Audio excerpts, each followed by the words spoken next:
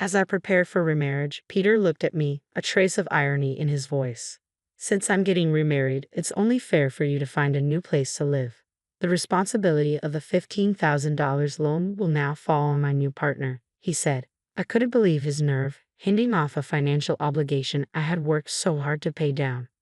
Then, I guess those $6,000 monthly payments are now yours to handle, I replied, making sure he understood how much I'd shouldered on my own. Unfazed, I resumed drafting the divorce papers, resolute. Whatever challenges lay ahead, I knew they would no longer be mine to carry. My name is Sarah, a 43-year-old part-time worker and homemaker. Peter, my soon-to-be ex-husband, is 4 years older, and we've been married for a decade. We met at our old company when I was fully dedicated to my career with little thought for marriage or romance. But at 32, a friend urged me to switch jobs, which led me into a new chapter of my life. Shortly afterward, Peter, a senior colleague from my previous job, confessed his feelings for me. From the start, our relationship was seen through the lens of marriage. Despite my hesitations, we married 3 years later, largely due to family pressure. Peter's parents were very supportive, treating me like a daughter, which helped me settle into married life. A year into our marriage, we built a house together, a symbol of our shared dreams, despite the heavy loan and long-term repayment plan. In those early years, we were a typical working couple, supporting each other's ambitions and managing finances together. But 4 years into the marriage, just as we started talking about having children, Peter announced he was quitting his job to start his own business. A lifelong dream of his, he had hoped to become an entrepreneur by the time he was 41 and had been quietly making connections and saving for it. The news was a shock, as he had already resigned before telling me. It hurt to know he hadn't included me in such a major decision, especially since he expected my income to cover us during his transition.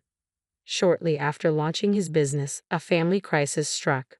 My father-in-law became gravely ill, needing extended hospital care. We quickly realized he wouldn't be able to return home without significant modifications to accommodate his condition. Though my in-laws insisted they could handle it financially, Peter unilaterally decided that we would cover the costs of all the renovations.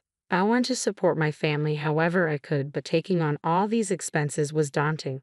Our household costs soared, and I found myself reeling under the weight of our financial pressures. Peter's business struggled to gain traction, with frequent contract cancellations and few new opportunities.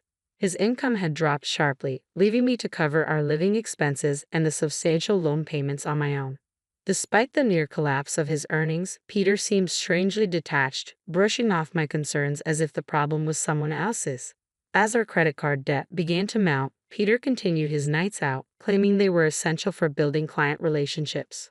With debt piling up and our future clouded by financial strain, I suggested we consider drastic measures, either sell the house or shut down the business.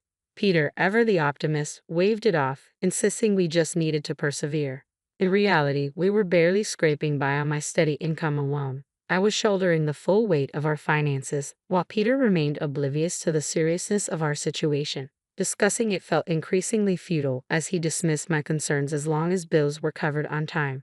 Gradually, our conversations faded, and though I knew Peter was seeing other women under the pretense of work, I felt a strange indifference toward him. One evening, after I returned home from work, Peter broke our long-standing silence. Smirking, he tossed a piece of paper onto the table in front of me and announced with smug satisfaction, "I've decided to divorce you. Please sign here." Peter's words, as he handed me the papers, hit with less impact than I expected. I took a deep breath, surprisingly calm, knowing that I'd been considering this step myself if he hadn't gotten there first. "Can we wait a moment? I just got home. Let's sit down in the living room to discuss this," I suggested.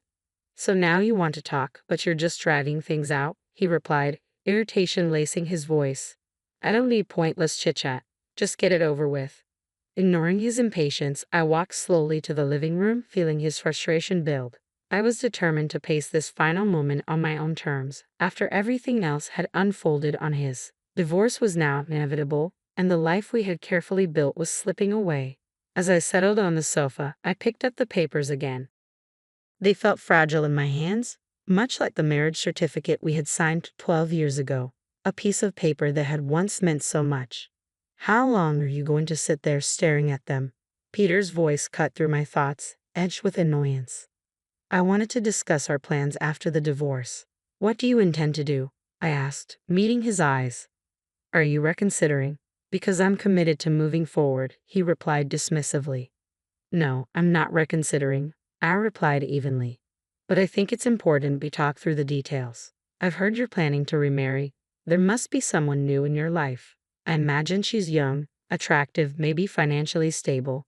Unlike me, an older woman without children to tie us together. He scoffed. You seem to think poorly of me. Let's be clear. I have always managed our finances carefully, ensuring you never had to worry about a single bill, I said, my voice steady. Despite how much you've taken that for granted. In that moment, I realized that the person in front of me, once central to my life, had already become a stranger. The future I was about to step into felt clearer than ever. I believe I'll be better off without you, I said calmly, feeling an unexpected sense of relief. Honestly, this divorce is a weight lifted. I'll ignore your harsh words as nothing more than frustration from someone who's feeling defeated. There's no more to say, and soon, I won't have to see you again. Please be sure to move out by the end of the week. Actually, I'm leaving today. I can't stand listening to you any longer, Peter replied with a sneer. Oh, and in case you're wondering, my new partner knows about the debts. She's agreed to pitch in $1,000 a month for our living expenses. Should it be too hard for her, unlike it was for you? Once I signed the papers, I gathered the last of my things. I'm leaving immediately. The furniture can stay. Consider it part of the asset division. Feel free to get rid of it if it's useless to you, I said, handing him a note with detailed loan information. You might want to share this with her, I added, giving him a final, steady look. With that, I walked out, got into my car, and drove away from what was once our home. My destination was clear, City Hall, to submit the divorce papers. Relief washed over me, the weight of years finally lifting. As I drove, I realized how much sooner I should have made this choice, and how I'd wasted so much time worrying about him and the financial burdens he'd left behind. A week later, I woke to my phone buzzing insistently. Peter. I'd expected he'd reach out eventually, but the repeated calls were more irritating than anything else. Finally, I answered. I decided to answer the phone. What do you want? I asked, trying to keep my irritation in check. I wouldn't be calling if it wasn't important, he replied, defensive. But, is it true what I heard about the $6,000? I sighed. I have no reason to lie about this. Are you expecting me to cover your debts now? Everything you need to know is in that note I left. I'm calling because I still don't get it, even after reading it, he said, frustration seeping into his voice. Taking a deep breath, I prepared to explain. All right, let me break it down. Besides the mortgage, there are other expenses.